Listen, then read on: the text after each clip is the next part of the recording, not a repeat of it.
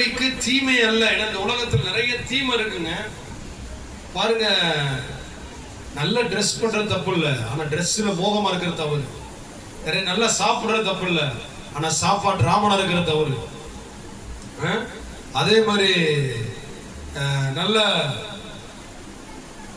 வீடு வசதி எல்லாத்துல இருக்கு தப்பு இல்லை, அது ஆசையாய் வாழ்றது தவறு. நிறைய பேர் நம்ம அதை குறித்து பெருமையா பேசுவாங்க. நாங்க அப்படி கார் வாங்கியிருக்கோம், நாங்க இப்படி வீடு வச்சிருக்கிறோம், எங்க வீட்டுல இவ்வளவு காசு இருக்கு, இவ்வளவு பணம் இருக்கு, எங்க வீட்டுல எந்த குறையும் இல்லை, அப்படி இப்படி தன்னை பெருமைப்படுத்தியே பேசிட்டு இருப்பாங்க. அதெல்லாம் தவறு. ஆனா வேதத்தின் அடிப்படையில் நீங்கள் பிழைக்கும்படிக்கு தீமை அல்ல. உலகத்தினுடைய காரியமா தீமைங்க. ஏன்னா பாருங்க, ஒரு மனுஷன் பிறக்கும் பொழுது கொண்டு வந்ததில்லை, எதையும் கொண்டு வரல. செத்து போகும்போது ஒன்னையும் கொண்டு போவது இல்லை. ஏதாவது நடந்திருக்கணும்ல, ஒண்ணு கொண்டு வந்திருக்கணும். ஐயோ கொண்டு வந்து வச்சோம்னா திருப்பி விட்டுட்டு போறேன்னு சொல்லலாம், இல்ல கொண்டுட்டு வரல. ஆனா அந்த இடைப்பட்ட காலத்துல அவனுக்கு நிறைய சொத்து சுகம் ஆசீர்வாதம் நிறைய வருது, நிறைய சம்பாதிக்கிறான், அளவுக்கு அதிகமா சம்பாதி, திடீர்னு போயிடுறான்.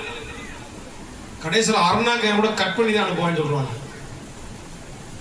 இடுப்புல கட்டி இருக்கிற கயிறை கூட என்ன செய்வாங்களாம், கட் பண்ணி தான் அனுப்புவாங்க. எதுக்குன்னு தெரியல.